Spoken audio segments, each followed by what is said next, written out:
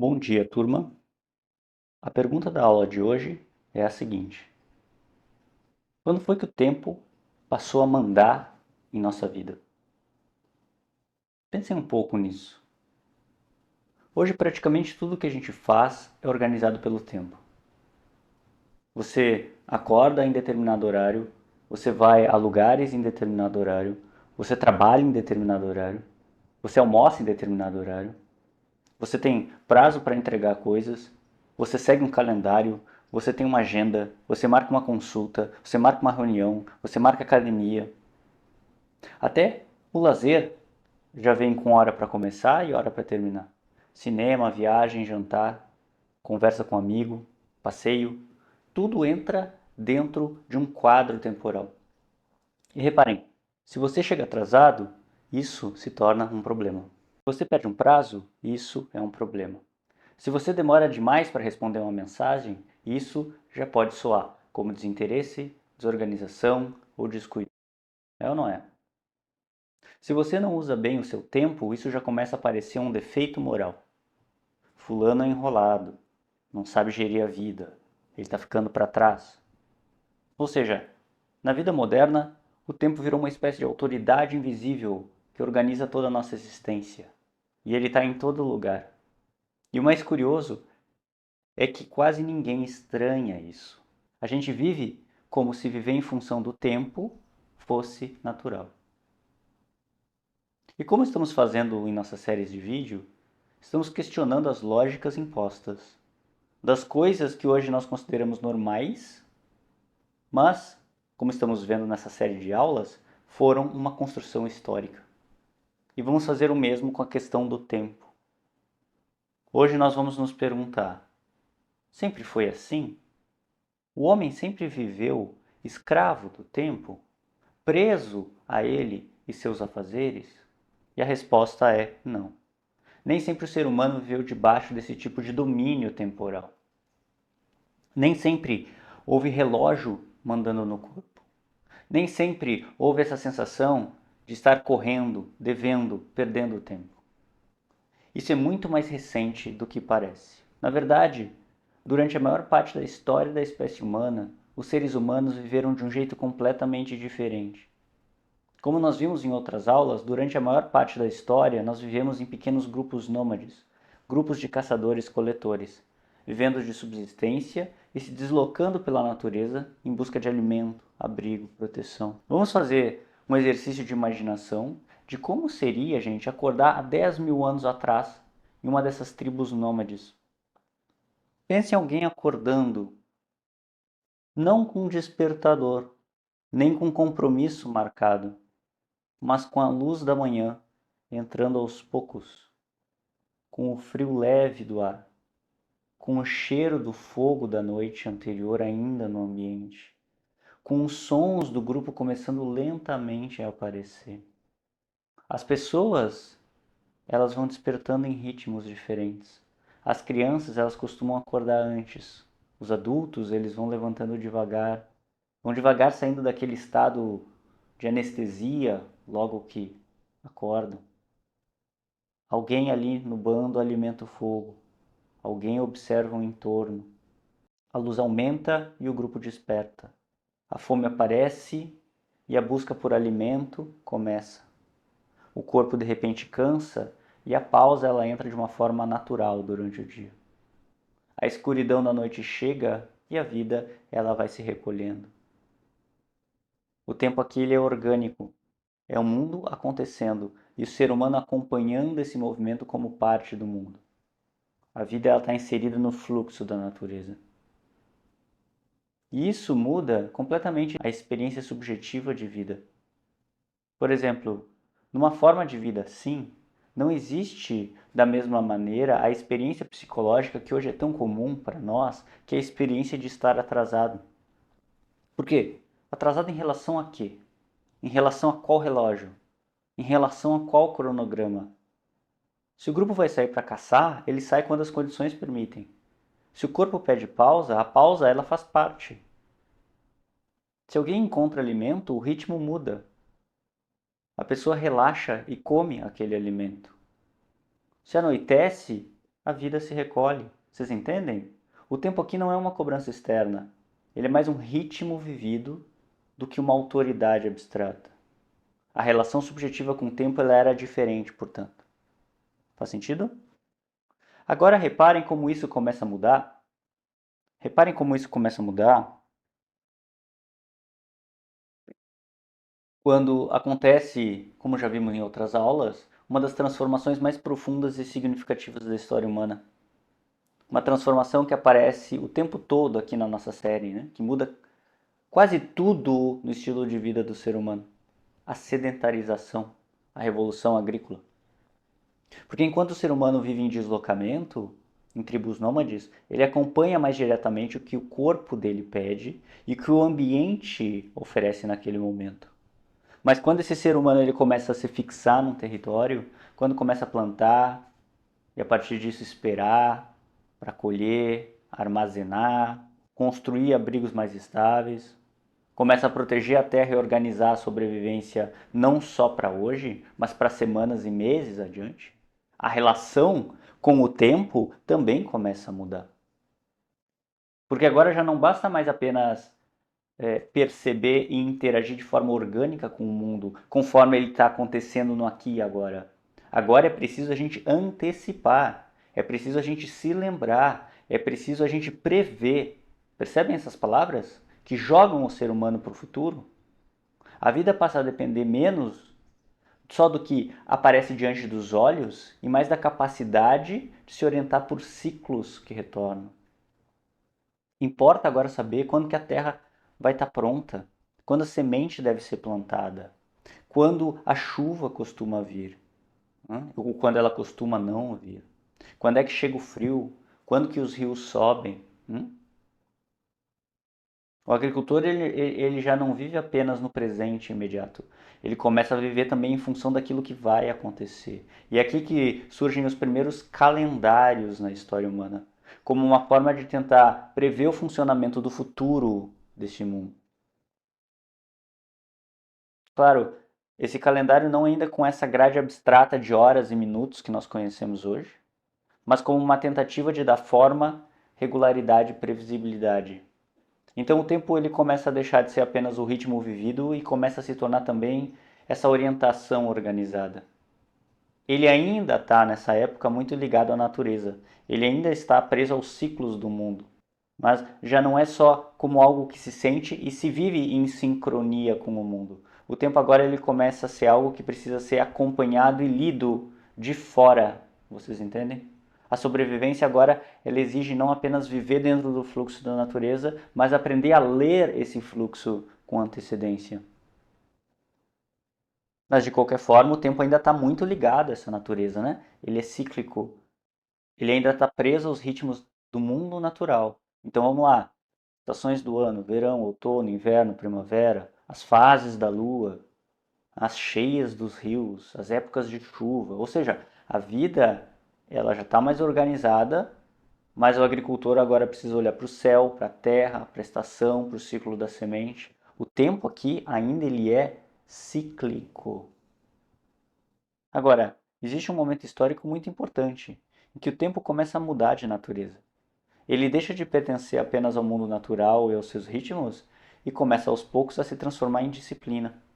E isso é interessante porque essa mudança não começa primeiro na fábrica, como muita gente imagina.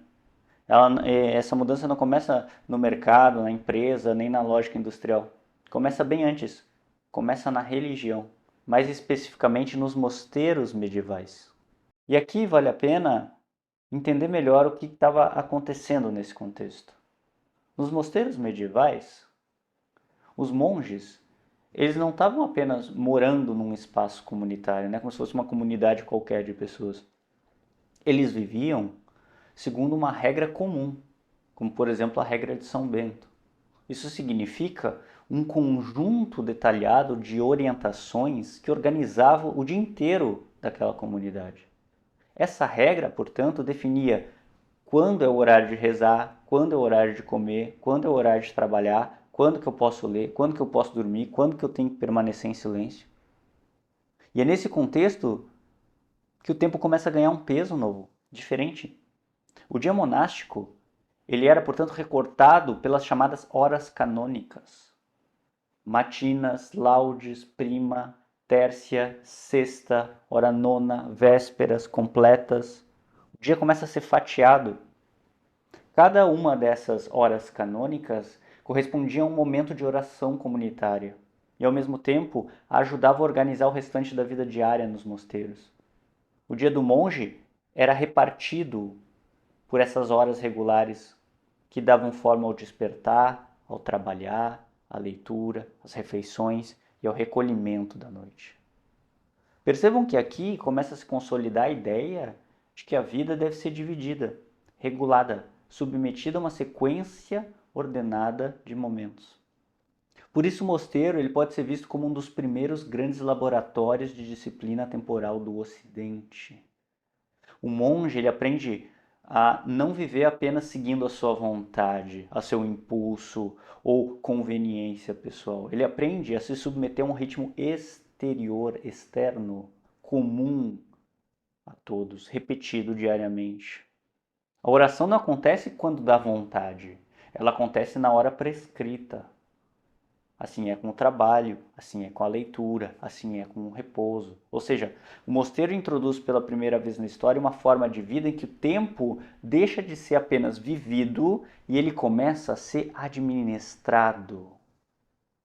Horas determinadas para acordar, para rezar, para estudar, para trabalhar, para comer, para descansar. Essa divisão do dia não tinha apenas uma função prática, ela tinha um sentido espiritual. Organizar o tempo era também organizar a alma. A regularidade não era vista apenas como eficiência, mas como uma forma de devoção, como um exercício de obediência e como tentativa de dar à vida uma ordem estável diante do caos do mundo. Só que agora imaginem o problema concreto disso. Você tem uma comunidade inteira de monges, né, ali vivendo junta, dormindo em espaços próximos, acordando ainda no escuro em certas épocas do ano, precisando interromper o sono no meio da madrugada para oração, precisando reunir toda essa galera no mesmo momento, todos os dias, de forma repetida. Como que a gente vai fazer isso sem depender apenas da percepção individual do corpo de cada um, ou da luz do sol, que varia conforme as estações? Como garantir que cada monge soubesse que a hora certa de rezar tinha chegado? Como fazer essa comunidade inteira se mover junto no mesmo passo? E aqui vão surgir os sinos. Esses sinos que tocam nas catedrais que a gente escuta longe no horizonte, sabe? Aqui que surge a ideia dos sinos. E aqui é importante visualizar bem isso. Porque o sino ele não é um detalhe qualquer, gente. O sino ele era um chamado. O sino era uma ordem sonora. É como se ele dissesse, quando tocasse, agora é a hora, venham, agora é a hora de levantar, agora é a hora de rezar, agora é a hora de interromper o que você estava fazendo e se alinhar à regra comum. O sino servia justamente para arrancar a vida da sua variação espontânea e trazê-la de volta para um ritmo coletivo, estável e previsível. Externo, comum a todos. E vejam que mudança importante essa. Vejam o que estava nascendo aqui. É uma nova relação com a vida.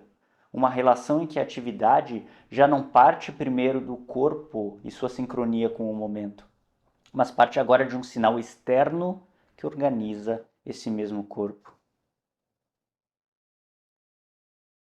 Ver então os sinos tem um uso fortemente eclesiástico, né? Oração, missa, momentos litúrgicos, morte, festas religiosas. Só que vejam, na Idade Média, que é essa época que nós estamos comentando desses mosteiros e surgimento dos sinos, o mosteiro e a igreja, eles não são dois mundos separados, como parece para nós hoje. Né? Então, muita coisa que se consolida ali pertence ao universo eclesiástico de uma forma mais ampla. Com o tempo, essa lógica da marcação sonora do tempo, né, marcado pelo sino, que já estruturava a vida monástica, começa a aparecer também nas igrejas e nas catedrais. E essas igrejas e catedrais, elas estavam no espaço dito, entre aspas, urbano ali, né? Do vilarejo, da cidade, etc. Na cidade medieval, imaginem que igreja e vida pública ainda estão muito misturadas, né? As torres das igrejas, elas faziam parte da paisagem da época. Então, os sinos, eles já são ouvidos por todos. E aos poucos, esse sistema sonoro passa também a servir para as necessidades civis. Ou seja, isso extrapola a ordem monástica religiosa e começa a entrar na população. O sino ele começa a anunciar o toque de recolher, a abertura e fechamento dos portões, o começo e o fim do mercado, reuniões de conselhos, assembleias, tudo isso começa a ser marcado pelo badalar e o toque dos sinos, como chamados, às vezes para as armas, às vezes por horários de trabalho. Ou seja, a cidade medieval ela começa a criar um sistema urbano de sinais e esse sistema cresce a partir de uma base que já existia na vida religiosa. Depois, com o tempo, as cidades elas passam a adquirir seus próprios sinos, né, para funções específicas, se separando da vida do sino da igreja, né, da vida monástica. Eles começam a adquirir seus próprios sinos. Mas já está implementada a lógica dessa espécie de sirene que anuncia uma determinada tarefa.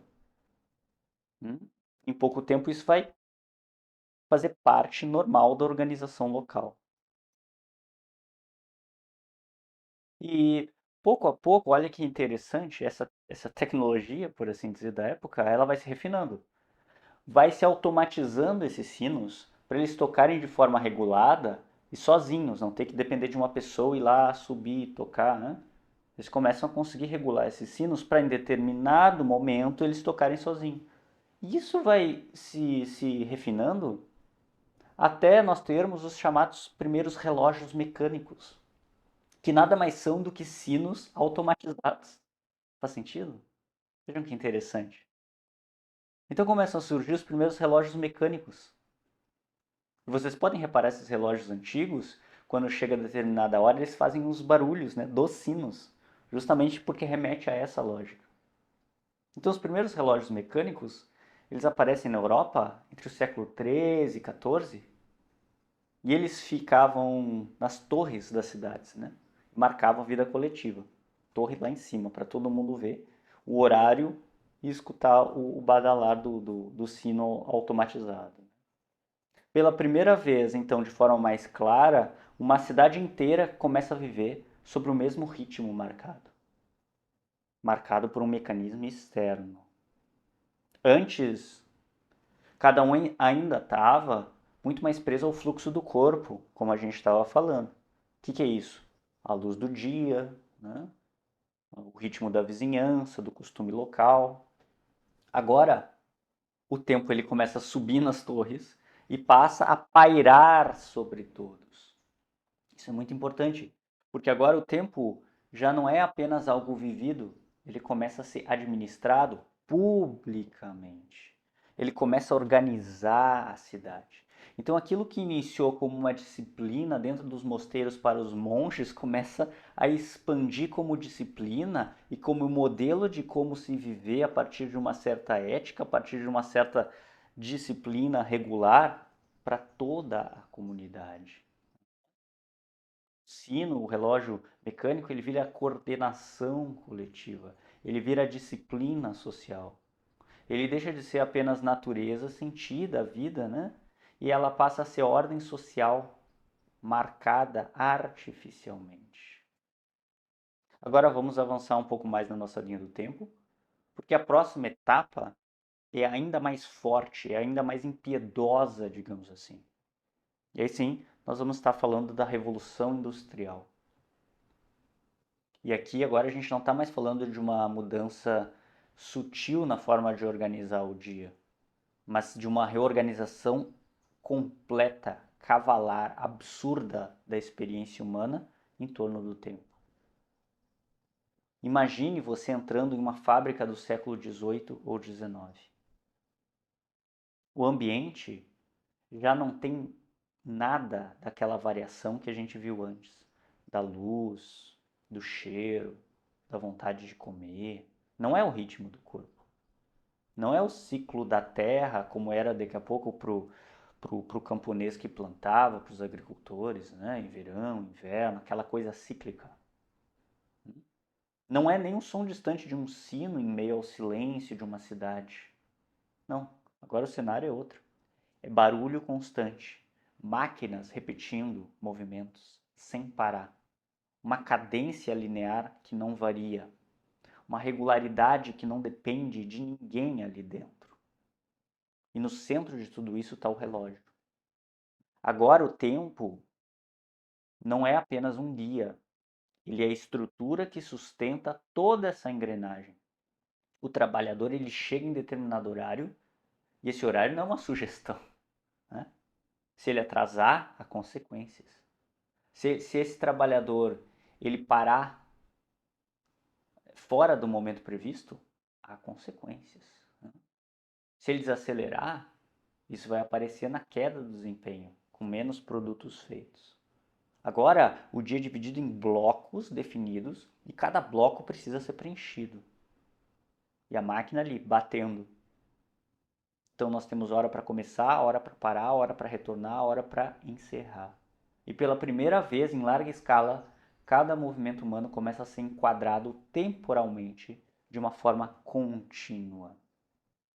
Antes disso, reparem que em muitos contextos, o trabalho ele ainda estava ligado à ideia de tarefa. Por exemplo, um artesão, ele trabalhava até concluir um objeto. Um camponês, ele organizava sua atividade muito mais pela necessidade concreta do que precisava ser feito e pelas condições ao redor. A lógica ela ainda estava ancorada no fazer.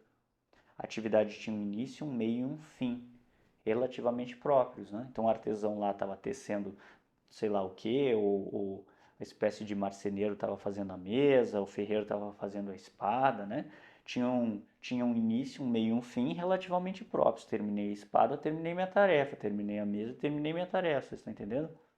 O tempo lhe acompanhava a tarefa. Agora, isso se inverte. A tarefa passa a caber dentro do tempo. Faz sentido? E isso muda tudo, gente. Porque quando o trabalho passa a ser organizado pela hora, o que está sendo negociado já não é apenas o resultado do seu fazer. A mesa, a espada, o produto lá do que o artesão fez, o cesto, enfim. O que está sendo comprado é uma parte delimitada do seu dia. Você vende 8 horas, 10, 12, naquela época 12, 14, né? E dentro dessas horas que você vende, você precisa estar presente, disponível e constante, produzindo. Não importa o quanto, não importa quantas mesas você vai fazer. Quanto mais, melhor. Não importa mais agora o que você produz, importa que você permaneça produzindo dentro daquele intervalo. Vocês entendem? Em outras palavras, o tempo se torna uma unidade de produção. E é aqui que entra aquela frase famosa do Benjamin Franklin, né? Não como metáfora, mas como uma descrição de uma nova realidade. Tempo é dinheiro. Reparem o que isso significa de fato. O tempo ele deixa de ser apenas uma forma de medir a vida, ele passa a ser um recurso econômico. Ele entra na lógica da troca. O tempo entra na lógica da troca. O tempo passa a ter valor. Isso significa que agora ele pode ser perdido. O tempo agora ele pode ser melhor aproveitado. Ele não pode ser desperdiçado. O tempo agora vira algo que precisa ser administrado, controlado, otimizado. O capital, portanto, não compra apenas a sua força de trabalho, ele compra o seu tempo disponível, compra a sua presença naquele espaço, compra a sua regularidade, compra a sua capacidade de se manter dentro de um ritmo que não é seu, ao natural, não é do seu corpo. Faz sentido? E isso tem um efeito direto, óbvio, sobre o corpo de todos nós. Por quê? Para permanecer dentro desse sistema, o corpo ele precisa se ajustar. Agora, o corpo precisa se ajustar ao ritmo do relógio. O corpo precisa repetir movimentos que não são naturais, sustentar a atenção por longas horas, né? Seguir uma cadência externa que não muda com facilidade, de repetição, dia após dia da mesma coisa. Aos poucos, o ritmo da máquina, que é o ritmo do relógio, começa a se impor sobre o ritmo humano. E quanto mais esse sistema se consolida, mais essa adaptação deixa de ser apenas uma exigência externa e começa a se tornar uma forma de funcionamento. Por quê? Porque a pessoa aprende a se regular por isso. Agora a pessoa aprende a se observar, aprende a perceber quando ela está mais lenta do que ela deveria, aprende a se autocorrigir na sua tarefa. E pouco a pouco, aquilo que começou como uma organização do trabalho vai se transformando em forma de organização da própria vida. Porque quando o tempo vira uma unidade de produção, ele não fica restrito à fábrica. Ele começa a contaminar tudo. E é aí que a gente começa a ver o passo seguinte dessa história, que é quando essa lógica ela sai do espaço de trabalho e passa a organizar a experiência cotidiana do ser humano de uma forma mais ampla. Existe outro momento decisivo, ainda no século XIX, que aprofunda ainda mais essa transformação de um jeito que talvez a gente não perceba de imediato, mas que muda completamente a escala do problema que a gente está vendo. Isso acontece com a expansão das ferrovias, que está ligado à Revolução Industrial. Mas com a expansão das ferrovias, a coisa ganha um novo caráter, ainda maior. Porque até então, me acompanhe no raciocínio, mesmo com os relógios nas cidades e com as disciplinas crescentes do trabalho nas fábricas, o tempo ele ainda guardava uma certa variação local. O meio-dia era literalmente o momento em que o sol atingia o ponto mais alto daquele lugar específico. Isso fazia com que existissem pequenas diferenças reais entre uma cidade e outra. Para quem vivia numa cidade específica, isso não era um problema. A vida estava organizada localmente. E essa variação fazia parte do funcionamento normal das coisas. Só que com a expansão da ferrovia, que começou a ligar todas essas cidades, todos esses reinos, todos esses países, enfim, o que começou a acontecer? Começou a surgir uma exigência completamente nova. Pela primeira vez, você tem um sistema que precisa conectar lugares distantes de forma contínua. Precisa fazer horários que batam.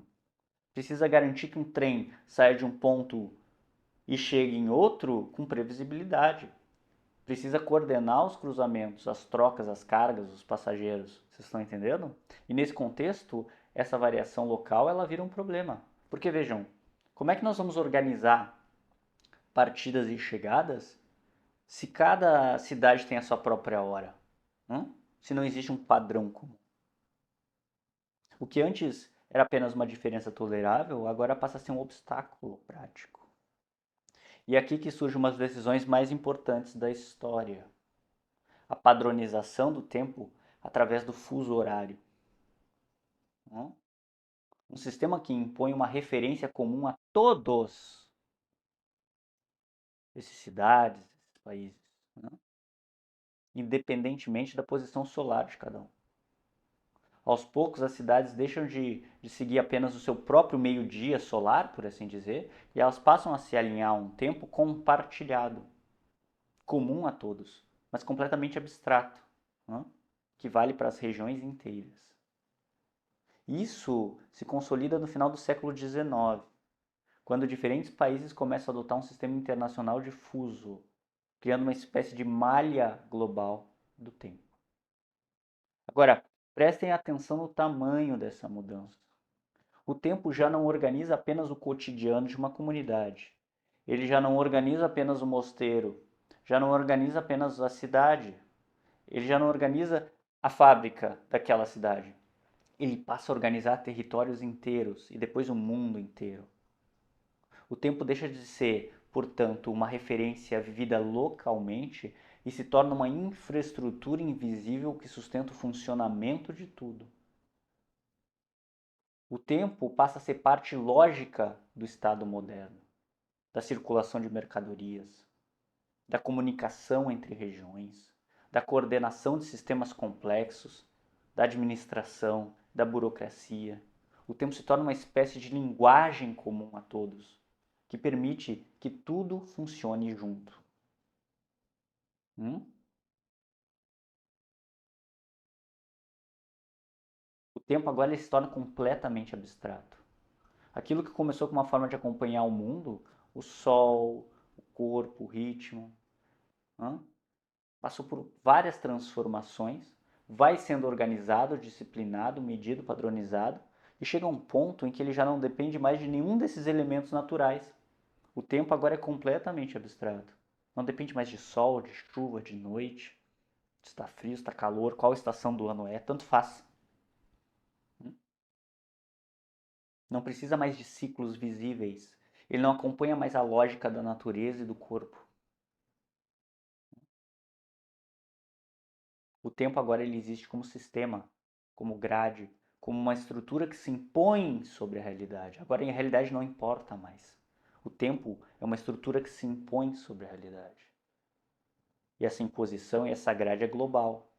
Ele atravessa todas as fronteiras, todas as culturas, todos os modos de vida diferentes. Ele conecta tudo.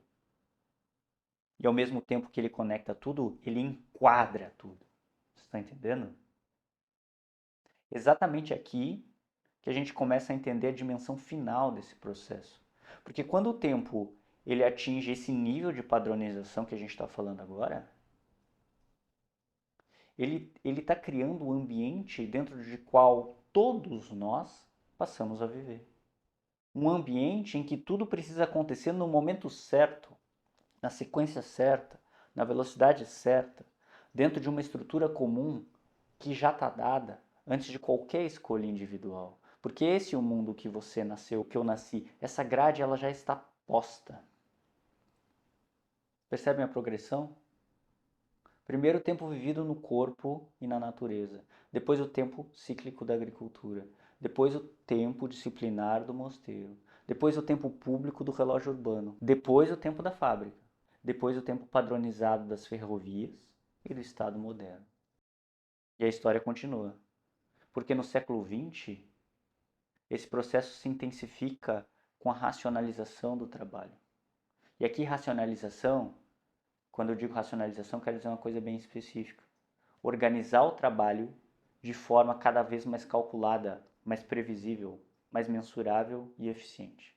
Quanto tempo demora para você fazer a tarefa que você faz? Quanto tempo para montar aquilo que você monta? Quanto tempo para caminhar de um ponto a outro? Quanto tempo para produzir uma peça a mais? Isso aparece de forma muito forte com aquilo que ficou conhecido como organização científica do trabalho, associado ao Taylorismo, depois ao Fordismo. O cronômetro entra na fábrica, o gesto é medido, o segundo é contado, o corpo inteiro vai sendo treinado para obedecer esse relógio. O corpo deixa de ser apenas o comparecer na hora certa, ele passa a ser calibrado temporalmente por dentro. Cada gesto pode ser avaliado pela eficiência. O tempo coloniza o músculo.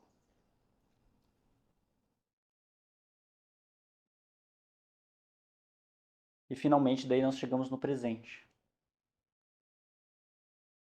E aqui a coisa muda de figura mais uma vez, porque hoje nós não vivemos apenas numa sociedade organizada pelo tempo, nós vivemos numa sociedade acelerada pelo tempo. Tecnologia, internet, comunicação instantânea, notificação, atualização contínua, resposta imediata. Hoje você manda mensagem e espera um retorno rápido. Você compra algo e espera a entrega no dia seguinte, se não no mesmo dia.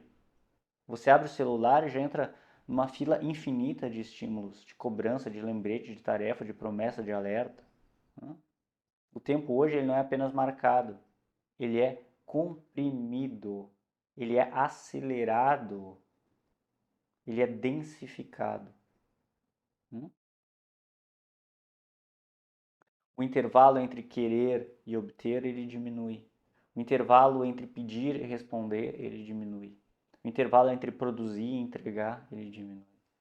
Isso gera uma experiência psicológica muito específica da vida moderna. A sensação de que nós nunca temos tempo suficiente. Mesmo com toda a tecnologia, mesmo com toda a eficiência, mesmo com toda a praticidade prometida. As pessoas sentem que elas estão sempre correndo, sempre atrasadas, sempre tentando recuperar alguma coisa. Agora, olha como isso é importante para a nossa aula. A pergunta inicial era: quando foi que o tempo passou a mandar na nossa vida? E agora já dá para responder isso melhor. Isso não aconteceu de uma vez só. Foi um processo histórico longo, um processo de várias camadas. Primeiro, o tempo era mais habitado, com ritmo. Depois ele foi sendo organizado. Depois ele foi sendo medido. Depois ele foi sendo disciplinado. Depois padronizado. E depois vendido. E finalmente acelerado. E hoje ele foi internalizado. Hum? E aqui a aula fica ainda mais interessante, a meu ver. Porque o problema da vida moderna não é só que nós temos relógios. Estamos presos a esses relógios, seja de pulso, seja no celular, seja onde for. O problema é que nós passamos a viver subjetivamente como se a gente estivesse sempre em dívida com esse relógio, em dívida com o tempo. E essa talvez seja uma das marcas mais fortes da nossa época. A sensação de dívida temporal. Eu deveria estar mais adiantado. Eu deveria ter feito mais hoje. Eu deveria ter respondido mais rápido. Eu deveria estar aproveitando melhor o meu tempo. Eu deveria estar mais longe na vida. Eu deveria já ter resolvido isso. Não é? O tempo deixa de ser apenas uma medida externa e ele passa a virar cobrança interna, psíquica. Ele entra dentro da cabeça. Ele vira ansiedade, ele vira culpa, ele vira sensação de fracasso, ele vira autocensura. O relógio não fica só pendurado na parede ou colocado aqui de enfeite no nosso pulso. Ele passa a morar dentro da gente. Porque hoje a gente não precisa mais de alguém mandando a gente fazer as coisas e tentar correr. Né? A gente mesmo se empurra, a gente mesmo se compara, a gente mesmo se acusa de estar perdendo tempo. Na vida moderna, o tempo ele é vivido como compressão. É como se ele dissesse: anda logo, você está atrasado, você está ficando para trás, você não está produzindo o suficiente, você não respondeu o suficiente, você não aproveitou o suficiente. Entendem a gravidade da coisa? A pessoa já não descansa de verdade porque quando para ela sente culpa. Ela já não tem lazer de verdade porque o lazer ele virou uma recuperação funcional. A pessoa já não dorme em paz porque dorme pensando já no dia seguinte. Ela já não almoça com calma porque o almoço virou um intervalo entre tarefas.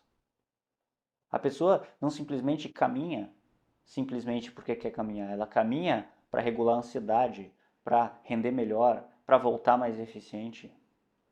Até o descanso foi capturado por essa lógica. E isso é muito importante. O descanso deixa de ser parte orgânica da vida e vira manutenção de desempenho. Vira manutenção de desempenho. Eu vou descansar para continuar funcionando.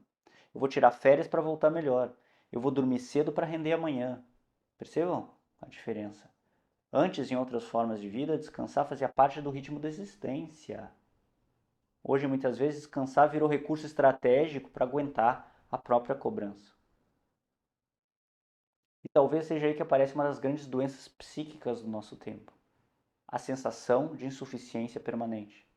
Porque numa sociedade acelerada, sempre há mais coisas para fazer, mais informação para consumir, mais gente para responder, mais oportunidade para aproveitar, mais tarefa pendente, mais comparação, mais meta, mais atraso que eu tenho que compensar. Então, por definição, você nunca termina. E quando você nunca termina, você vive com a sensação de que está sempre devendo. Devendo trabalho, resposta, presença, organização.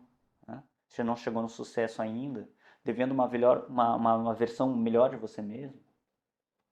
É por isso que tanta gente hoje, mesmo parada, continua se sentindo correndo por dentro. O corpo está sentado, mas a mente está em disparada, pulando de uma coisa para outra. O sujeito ele não consegue pousar, não consegue simplesmente estar onde ele está, com presença. Não consegue habitar mais o tempo. Ele não consegue mais habitar o momento sem imediatamente converter esse momento em tarefa, em cálculo, em culpa. E aqui dá para enxergar uma diferença muito forte em relação às outras épocas. A experiência subjetiva do tempo era outra, gente. Hoje a vida, em vários sentidos, é mais confortável, talvez materialmente, mas também ela é mais fragmentada temporalmente. A vida vai sendo picotada em blocos. 15 minutos para isso, 15 minutos para aquilo, 20 minutos para aquele outro, 1 hora para resolver tal coisa. É ou não é?